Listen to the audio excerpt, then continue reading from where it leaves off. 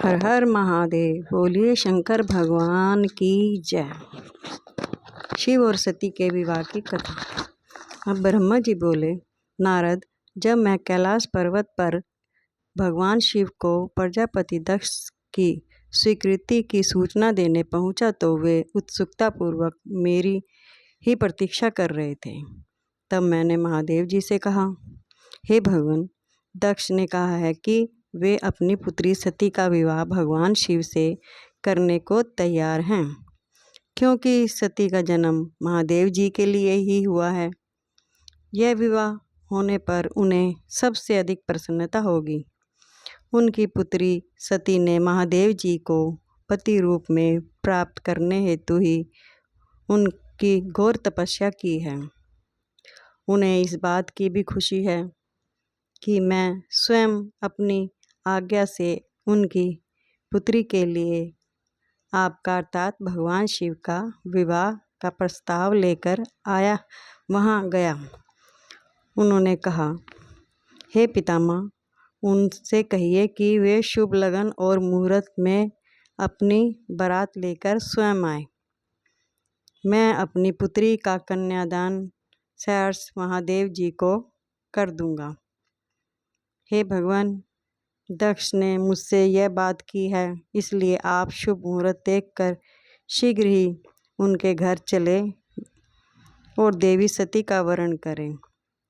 हे नारद, मेरे ऐसे वचन सुनकर शिवजी ने कहा, हे संसार की सृष्टि करने वाले ब्रह्मा जी, मैं तुम्हारे और नारद जी के साथ ही प्रजापति दक्ष के घर चलूँगा।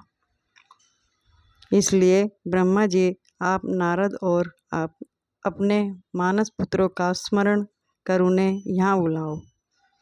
साथ ही मेरे पार्षद भी दक्ष के घर चलेंगे।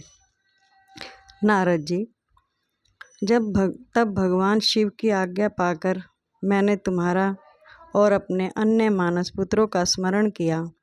उन तक मेरा संदेश पहुँचाते ही वे तुरंत कैलाश पर्वत पर उपस्थित हो गए। उन्होंने हर्षित मन से महादेव जी को और मुझे प्रणाम किया। तत्पश्चात शिव जी ने भगवान श्री हरि विष्णु का स्मरण किया। भगवान विष्णु देवी लक्ष्मी के साथ अपने विमान गरुड़ पर बैठकर वहां आ गए। चैत मास की शुक्ल पक्ष की त्रयोदशी तिथि में रविवार को पूर्वा फागुनी नक्षत्र में त्रिलोकीनाथ भगवान शिव की बारात धूमधाम से कैलाश पर्वत से निकली। उनकी बारात में देवी सरस्वती, विष्णु जी, देवी महालक्ष्मी, देवी देवताओं, मुनि और शिवगण आनंद मगन होकर चल रहे। रास्ते में खूब उत्सव हो रहा था, नाच कूद रहे थे। भगवान शिव की इच्छा से बैल, बाघ, सांप, जटा और चंद्रकला उनके आभूषण बने हुए थे। भगवान स्वयं नंदी पर सवार होकर प्रजापति दक्ष के घर पहुँचे। द्वार पर भगवान शिव की बारात देखकर सभी हर्ष से फूले नहीं समा पा रहे थे। प्रजापति दक्ष ने विधि पूर्वक भगवान शिव की पूजा अर्चना की। उन्होंने सभी देवताओं को खूब आदर सत्कार किया तथा उनके घर के अंदर चले। दक्ष ने भगवान शिव को उत्तम आसन पर बिठाया और हम सब देवी देवता और ऋषि मुनियों को भी यथायोग्य स्थान दिया। सभी को शक्तिपूर्वक पूजन किया। तत्पश्चात दक्ष ने मुझसे प्रार्थना की कि मैं ही वैवाहिक कार्य में संपन्न कराऊं। मैंने दक्ष की प्रार्थना को स्वीकार किया और वैवाहिक कार्य कराने लगा।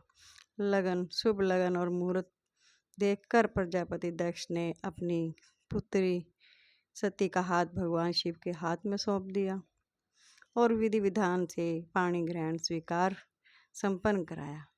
उस समय वहाँ वह बड़ा ही उत्सव हुआ और नाच गाना खूब मज़े से हुआ। सभी आनंद मगन थे, खूब खुश थे। हम सभी देवी देवताओं ने भगवान शिव और देवी सती की बहुत स्तुति की और उन्हें भक्तिपूर्वक प्रणाम किया। भगवान शिव और सती का विवाह हो जाने पर उनके माता पिता बहुत प्रसन्न हुए और भगवान महादेव जी को अपनी कन्या का दान कर प्रजापति दक्ष कृतार्थ हो गए। महेश्वर का विवाह होने पर पूरा संसार मंगलमय हो गया। बोलिए शंकर भगवान की जय। शिव और शक्ति की जय।